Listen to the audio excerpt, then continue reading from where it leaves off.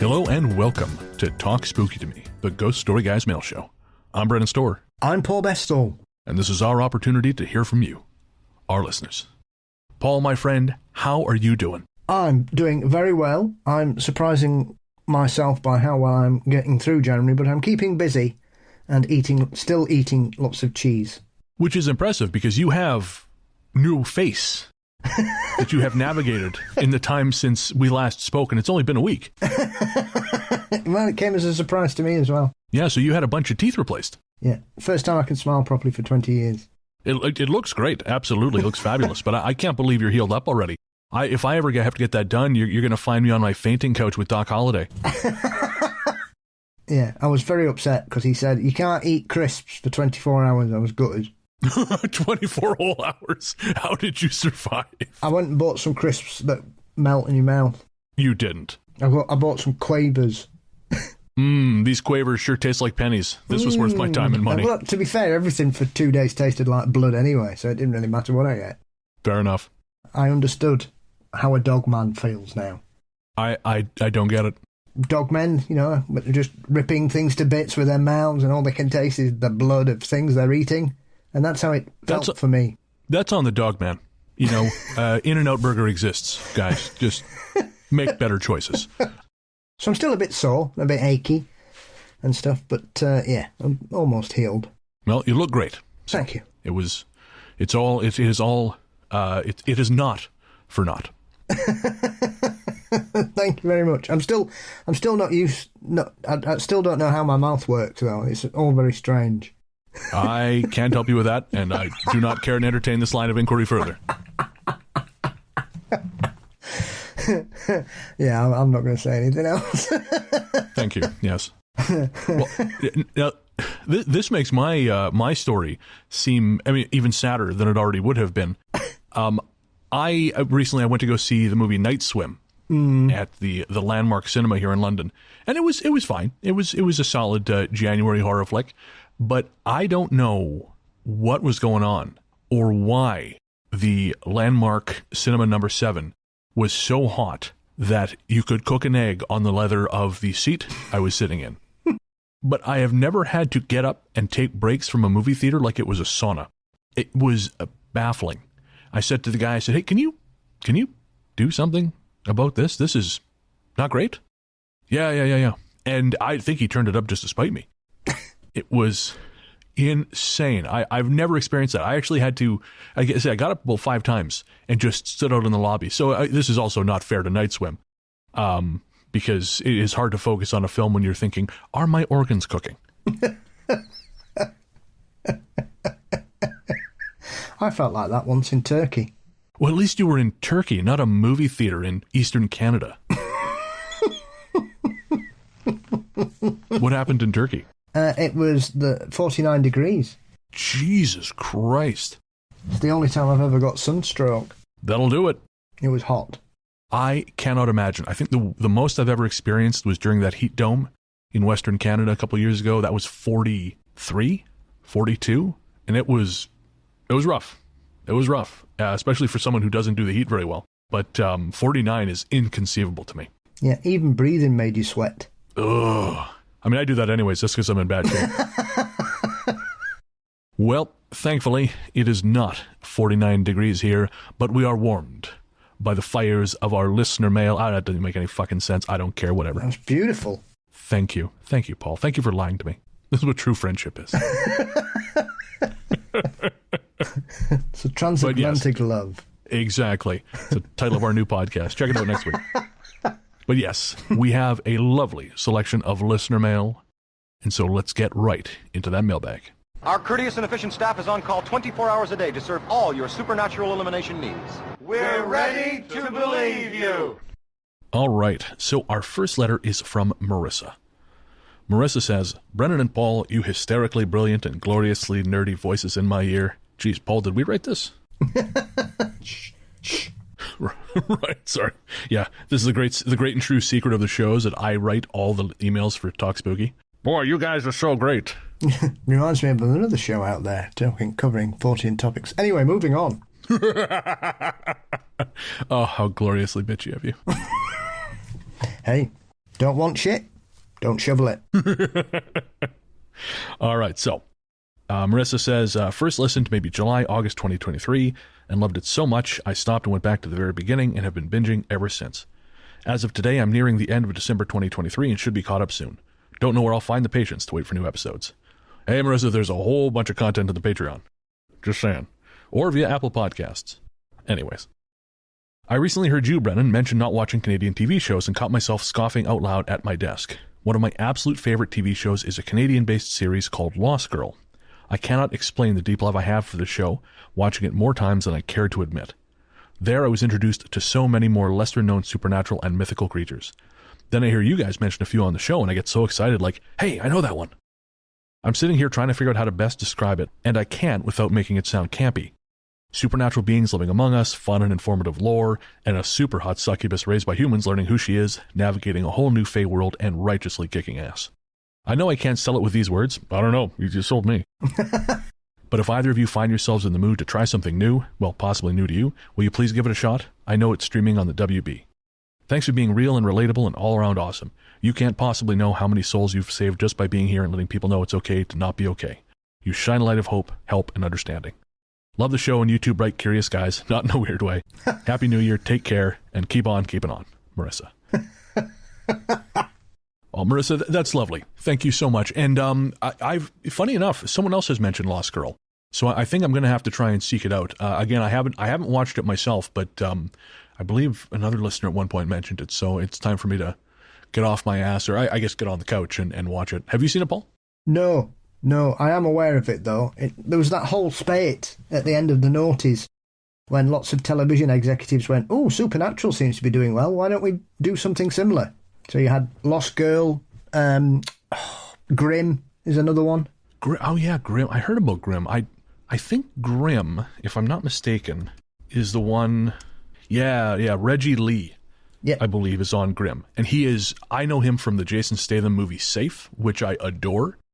And I think Reggie Lee is the coolest shit. He just has this awesome screen presence. And I haven't seen Grimm, but I would watch it just for him. Yeah, it's a good crash course in cryptids and mythical beings as well. Even though it completely loses its way after the third season. That'll happen. Yeah, nice werewolves in it though. Okay, sweet. Very friendly people.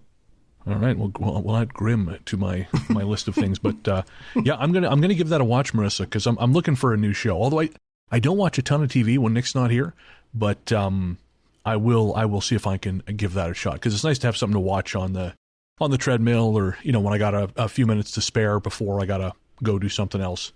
I started watching Mad Men. Have you ever seen that? Yes. I take it from that tone that you loved it. No, it's not really my cup of tea, really. I'm not really a drama person. Oh, okay. Yeah, I'm not usually either. I tried watching it years ago. I kind of made it as far as I think the 10th episode of the first season, and I stopped. But I picked it up again maybe about a month ago, and I think I'm about 11 episodes in. And I don't know if it's just hitting me different because I'm in a different place in my life, but I don't love it, but I don't mind it. Somebody else quite famous who was in Mad Men, one of the female characters. I mean, January Jones. She went on to do a bunch of stuff. Elizabeth Moss has done very well for herself. Yeah, that's it. Elizabeth Moss, yeah. January Jones obviously ended up being in the reboot of the X-Men films, didn't she? Yeah, she was Hellfire Club. Can't remember her name. Was she Emma Frost? Emma Frost, that's it, yeah. Yes. And now we're not going to turn this into the Mad Men show, although. But Brennan Paul watch Mad Men. Now there's a show. Your teeth look fantastic, man. You look like a game show host. Really, it's great. Our next message is from Beth, who says, first of all, I love your show. You guys are as entertaining as hell, and I love listening. I would consider myself to be a sceptical believer. I will look out for any logical explanation before I jump to something paranormal. But that being said, I'm struggling to explain a couple of things. First of all, things tend to go missing around here. Mostly I blame children and dogs, but that doesn't work for this next part. We got pizza while in town after a day of shopping and brought it home. Everyone got their own because we all like different things. My son ate 2 pieces and then put the box on top of the stove when he got home. My daughter ate 3 pieces and put her box in the fridge. Later in the evening, I went to put everything away properly, and saw that my son's box was empty. I was very confused because if the dogs had gone to it, there would be a pizza box shredded all over the kitchen floor. But there it was, sitting on the stove where he put it, closed, but empty. He swears he didn't eat the whole thing. He has a big appetite, but I know his 11-year-old self couldn't eat a whole large pizza in one sitting. All of this was very confusing for us, and it distracted me from putting away my daughter's pizza. I forgot to do it until the next day.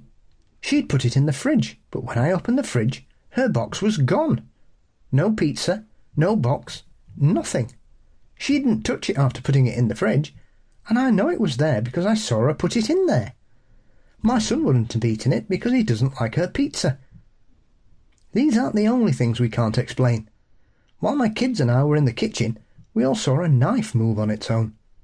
And while in my son's room, something flew off his dresser, as if it had been shoved off of it. My daughter was with me, and we just looked at each other.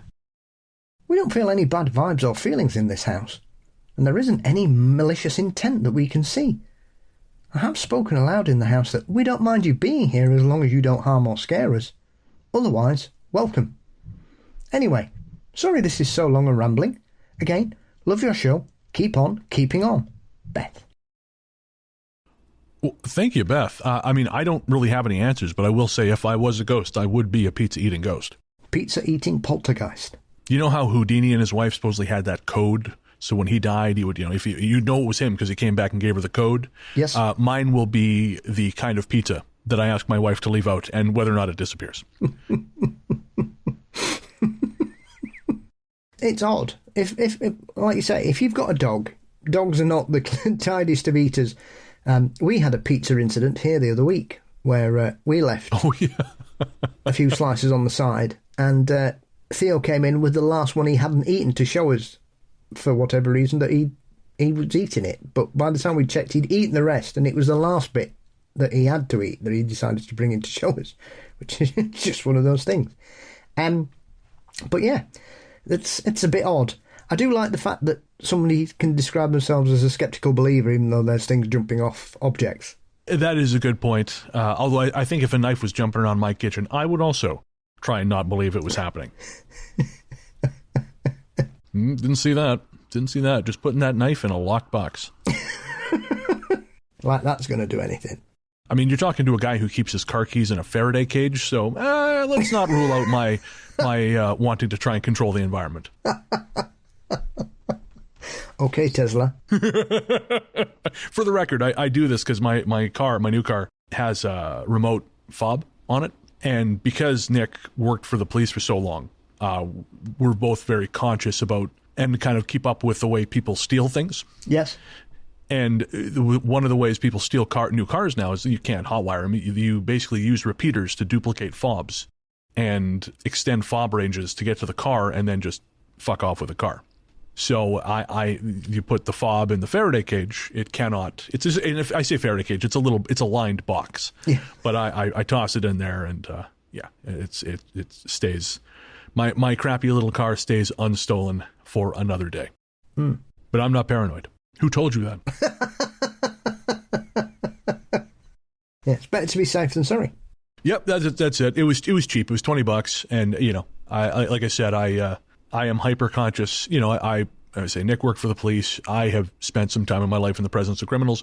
I'm not unaware of how some of these things work, and so an ounce of prevention, right? Have you got a letterbox?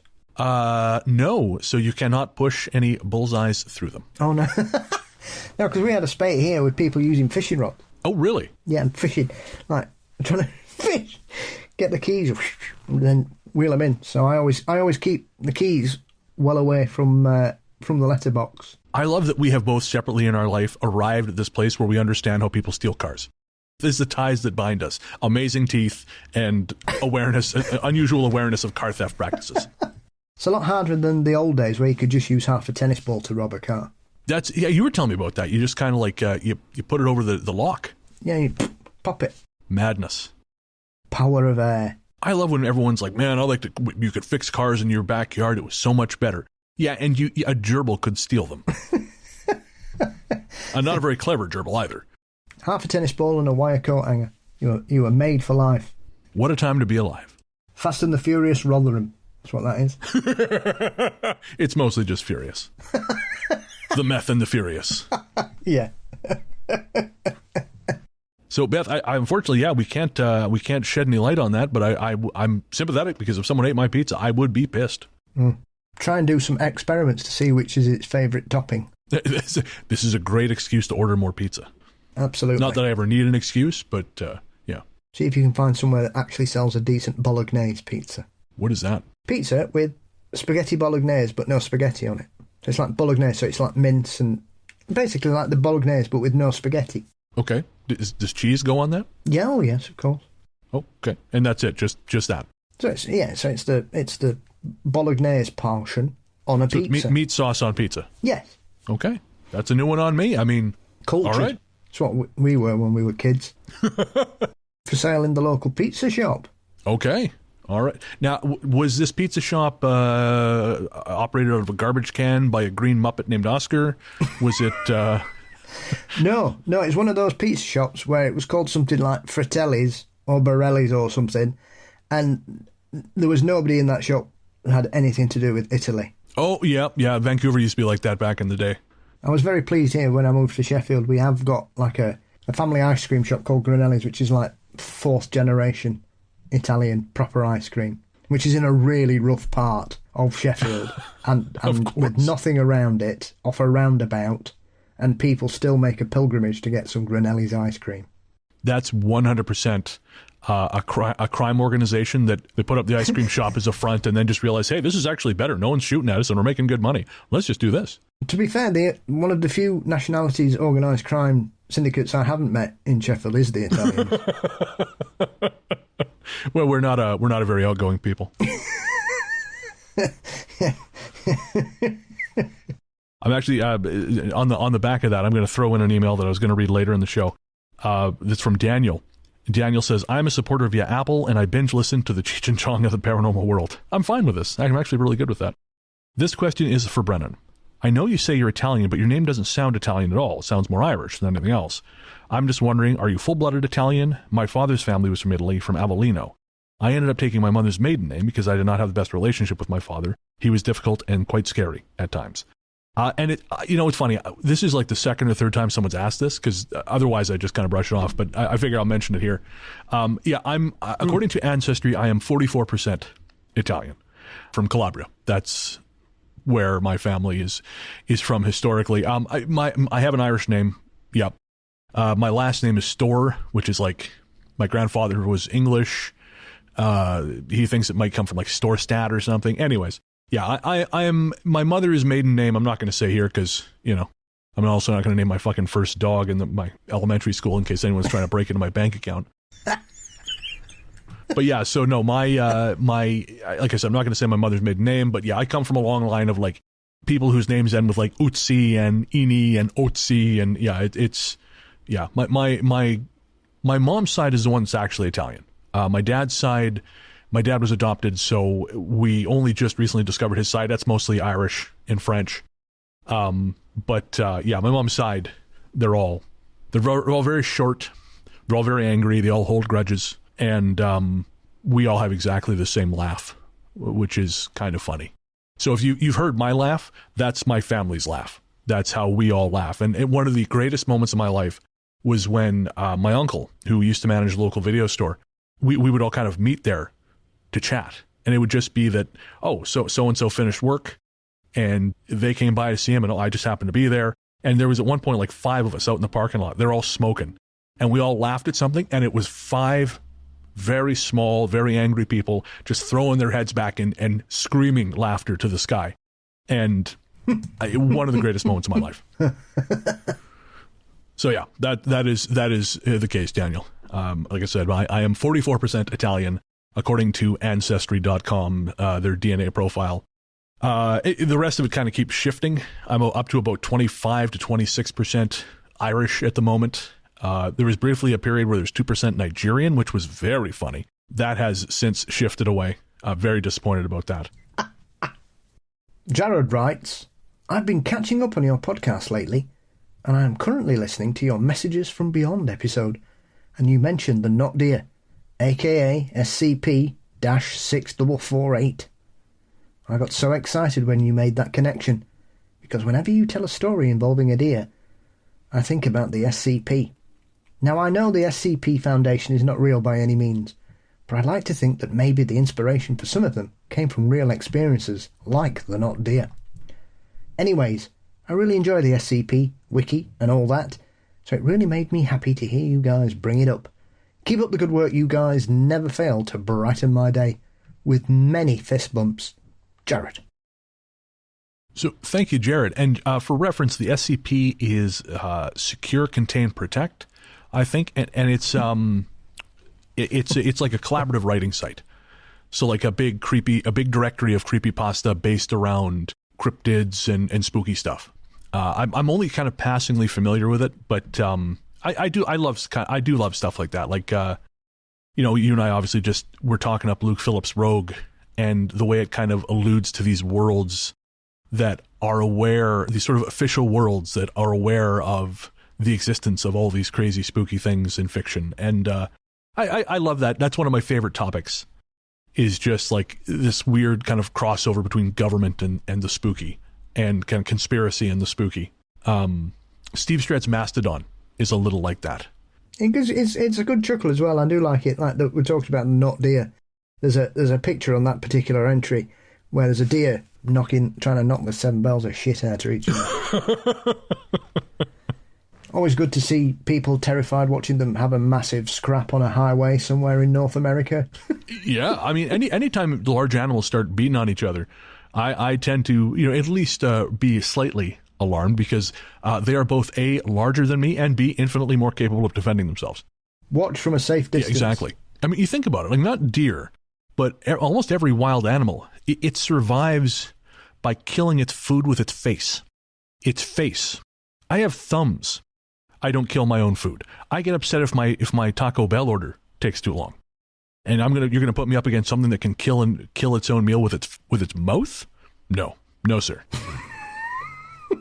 Well, certainly all carnivores do. Well, yeah, that's it. Yeah, I mean, this is not very impressive with like an anteater or something. Or talking about ants, did you hear about those 5 ants that invited their mates to come and live with them, and another 5 moved in, and now they're tenants?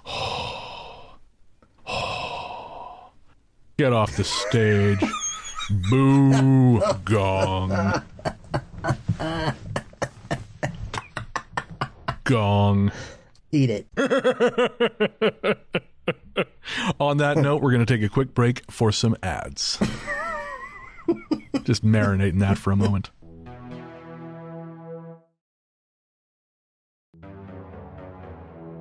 All right, so next up is from Senia. Senia says, regarding episode 178, what a lovely episode with such lovely people. It was particularly nice hearing you all supporting and appreciating each other so much. And thank you, Senia. That's very kind. I put this in here because it was really interesting seeing the reaction to 178, because by and large it was very positive. But the people who reacted negatively to it really reacted negatively to it. And I'm kind of fascinated to know why you think that was. I have no concept of negativity. I see. That's fair. It is what it is. Oh, yeah. I mean, I'm not trying to solve it. I'm curious, like, because what interested me is just the level of vitriol that some people had for it. Because, again, I'm very happy with the episode. It was nice to do something a little different. And considering the circumstances we were operating under, I think that was a smashing success. I don't know. I thought it was great to have no internet and try and record an episode from across the other side of the Atlantic Ocean. That's it. We were a half step away from you sending me messages via courier pigeon. From hammering on the metal pipe connecting our cells. I think it's one of those things. I think sometimes people are afraid of conversations outside of the parameters of what they believe a show should be. Yeah, I think you're right. That makes sense. I mean, to be fair, I'm extremely thick-skinned when it comes to things like that. I don't give a shit. If I'm brutally honest, I don't care. If you don't like it, I'm not bothered. You can't please everybody, and I think often the problem some people have is they try and play to too wide a base, and therefore they dilute their DNA of a show. You know, and our DNA is about weirdness, being a bit odd, supporting each other and being open and honest. And occasionally, we might fit some ghosts in there. Every now and again. I'm not bothered by this, but I think the way my brain is, when I see someone react strongly to something, I'm very, especially when it's something I've done or created, I always think, why are you having that response? And I suppose ultimately, we cannot possibly dissect the brain of a person on the internet, and it would probably drive us mad if we tried. So yeah, I don't care. It's the long and the short of it. Fair enough. Well, I'm down with that, and thank you to everyone who wrote in saying they enjoyed it. It was a lot of fun. Again, we love hanging out with Kev. Kev's a great guy, and we'll have to get him. Well, we'll get him back for an actual story show. We didn't really get a chance to talk about the Deadly Countdown, because I really want to hear about that. And if you're not listening to the Deadly Countdown, Kev's new show, folks, although I assume you are, check it out. Oh, something I want to mention. It's actually in the script for 180, but I'm going to say it now because I keep fucking forgetting. This is way late. This is like 5 months late. But happy, very belated birthday to Sam DeLon, our listener. Sam, your daughter wrote us in August asking us to give you a happy birthday message, and I kept fucking forgetting. And I am so sorry. So happy birthday, Sam. And if anyone else wants to do the birthday thing for someone they love, I swear to be better at getting them in the show. I am garbage with keeping track of email. In a perfect world, I would have a secretary, or I would have some kind of AI assistant to help me get through, to sort this shit. But anyways, Sam DeLon, who's a longtime listener, a beloved longtime listener, happy, very belated birthday, and happy early birthday for next August, because I will probably forget then too. Eric writes next. Good evening or morning, wherever you are reading this. Brennan and Paul, my name is Eric, and I was on a trip for the holidays with my partner Ashton and our dog Cujo. Great name. We made a round trip starting in Wisconsin, down to Tennessee, then up to New York. On the way back, we cut across Ohio, and when episode 176 came through my podcast player, we were actively driving through Indiana. It was surreal. Also, about a month earlier, I was listening to a previous episode where you and Paul spoke about the ghostly elephant in the town where I currently live, Eau Claire, in Wisconsin. I immediately listened to Paul's episode and purchased the author's book that he had as a co-host. So a running joke with me and Chad, because he's been on about 8 times. Him and Ruth Roper Wild are going to have to fight it out. There can be only one. Who is the co-hostess with the mostest? I know the road hill that the elephant spirit has been spotted on, but I have yet to see it. Going to keep my eyes peeled for both of you. Keep up the amazing work, and I love all that you two are doing. Well, thank you very much, Eric. Eric's a long-time listener. That sounds like a fantastic road trip. Absolutely. Cujo looks like the kind of dog that would spot a ghost elephant from 100 yards away. Yes, Eric sent us a picture of Cujo, and Cujo is freaking adorable. Bit of boxer in him, I think. I think so. This one is from Sam. This is a different Sam than the one we were talking about earlier, whose birthday I kept forgetting like an asshole. Sam, whose birthday was in August. Thank you. Yeah, that's the one. Yep. Would you like to list more of my failings? No, carry on for the minute. All right, so Sam says, Hi, Bren and Paul. I have been a listener and fan since discovering the podcast around episode 30. I'm also a patron. Right now I'm listening to your long-form conversation with Kev from The Dark Paranormal, which I'm also a big fan of.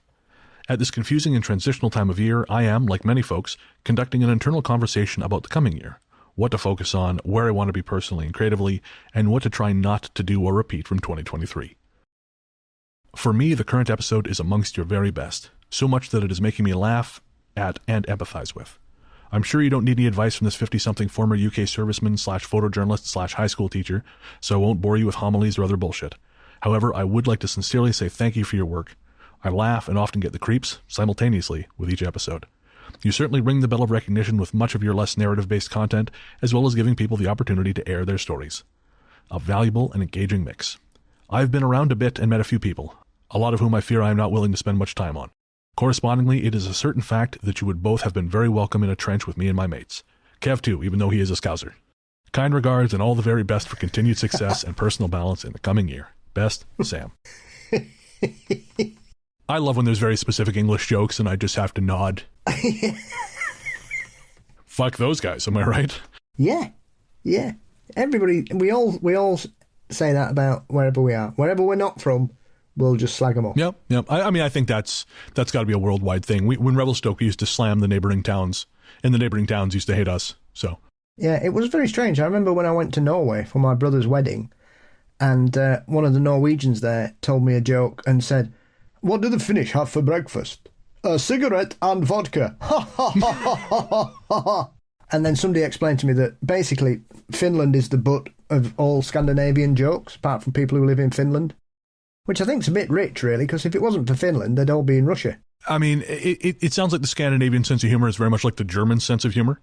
But did I watch the other day where somebody insulted somebody saying, there was a joke, Gary said, "You're not supposed to be funny, you're German." Well, I mean... Next up, Chantel says, "Hi guys, loved the newest episode, and as usual, I had a very one-sided conversation with you whilst listening. I felt the need to share a few highlights. After growing up, I was never a huge fan of Canadian programming. I can't say that there are no great shows to come out of Canada. Namely, SCTV, Kids in the Hall, Baroness Von Sketch." What? That Baroness Von Sketch? I didn't even catch it. There. You happy, you fucker? It's fixed. No, I'm just saying, I don't know. I've no idea. I've never heard of the fucking thing.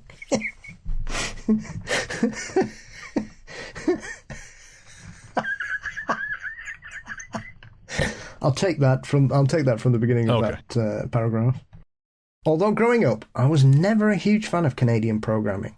I can't say there are no great shows to come out of Canada, namely SCTV, Kids in the Hall, Baroness Von Sketch Show, Letterkenny, Schitt's Creek, Mr. D, and Hatched, Matched and Dispatched, to name a few that I have enjoyed.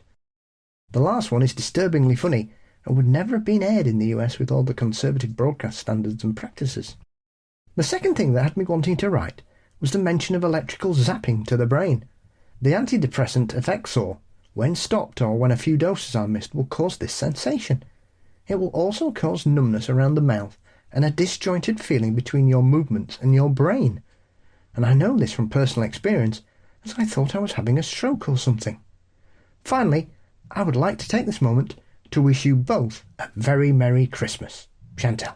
Well, Merry Christmas to you too, Chantel.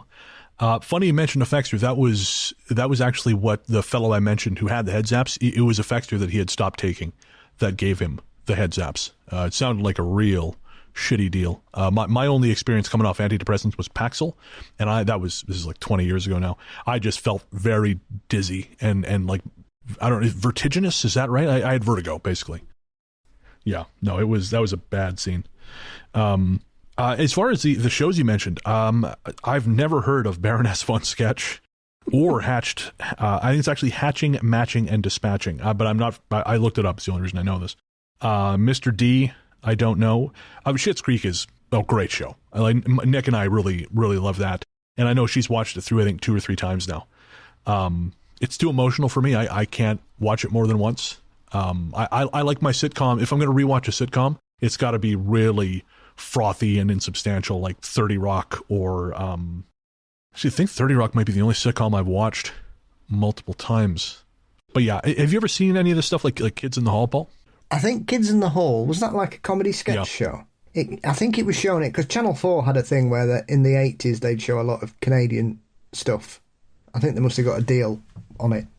Because Channel 4 showed some of the most iconic programmes in North American television over here, which some people might be very surprised about, because obviously Channel 4 was the new kid on the block in regards to TV channels, because it only started in 1982. Right. But Channel 4 showed Cheers, Roseanne, Friends was on Channel 4.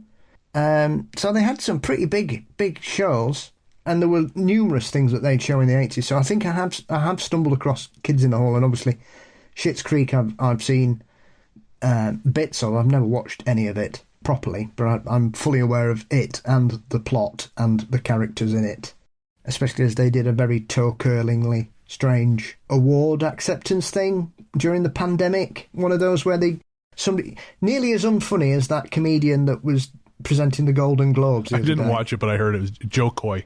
That bad, eh? I only saw 2 minutes of it. I've never heard of him before. Now I hate him. I think you are not alone in this. And then he was just like, oh, well, I'm sorry, I've only had 10 days to do this, and I've not written most of it. What? This is not helping. I'm sorry, I've come unprepared, and I've not agreed with what I've been given to say. But it's not my fault. I'd only heard of him sort of in passing because of the movie he had come out last year. And I, as you know, I'm a big old movie nerd, and I keep up on all the new stuff. I think he had one called, like, Easter Sunday or something come out, and it was not, he headlined it, and I don't think it was very well reviewed. I don't think it did very well. But, yeah, I don't watch award shows very much anymore, but I'd heard of that particular debacle. As for Kids in the Hall, that was like iconic in Canada. Like, I didn't watch a lot of TV growing up, but I'm like my cousin who used to babysit us, she loved it, just loved it. And so if I hear that music, the opening theme song, I'm taken right back there. And in sort of a funny little bit of synchronicity, when I was in Montreal doing improv, Kevin Thompson, who is part of Kids in the Hall, he came through the town and did an improv class at Montreal Improv.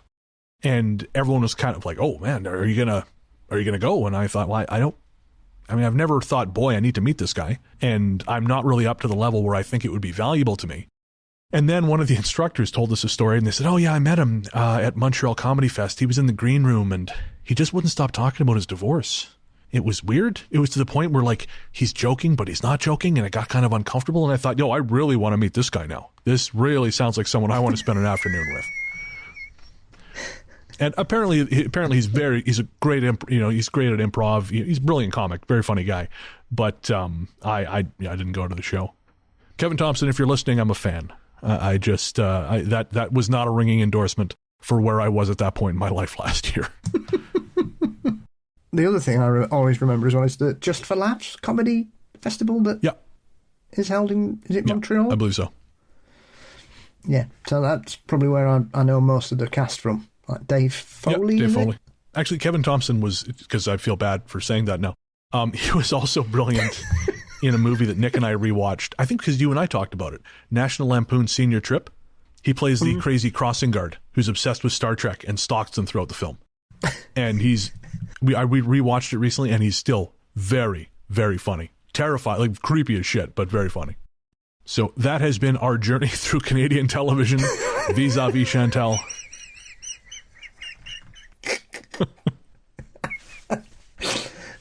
Just want to say thank you to everyone who sent in your messages. We love hearing from you guys. And if you have stories, we are prepping several listener story episodes for the coming months.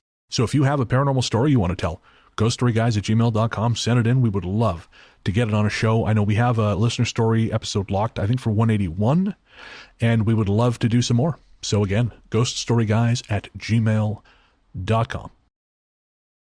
Paul, my friend, where can everyone find you online? You can find me hiding as Mysteries and Monsters across all social media platforms and podcast sites. I am Largely the Truth on Instagram, Threads, Blue Sky, and Letterboxd. You can find my other show, Weird Together, on podcast platforms everywhere. And of course, we like to end Talk Spooky always with a new track. And this time around, we're going to be featuring a new release from our composer, Rainy Days for Ghosts. Jerry's new track is called Phantom 23. You can find that on streaming platforms everywhere, courtesy of Night Harvest Recordings. That is, of course, the Ghost Story Guys house label. And you can also find Jerry's stuff at rainydaysforghosts.bandcamp.com. And I will say, if you're an independent musician, you want to have your music featured here, shoot us a message. We would love to play it. All right, folks. Thank you for joining us. We'll be back next week with episode 180. And keep an eye out for Thursday. There might be a little bit of a surprise coming in the Ghost Story Guys main feed. Keep an eye out. Until then, we will leave you with Rainy Days for Ghosts and Phantom 23.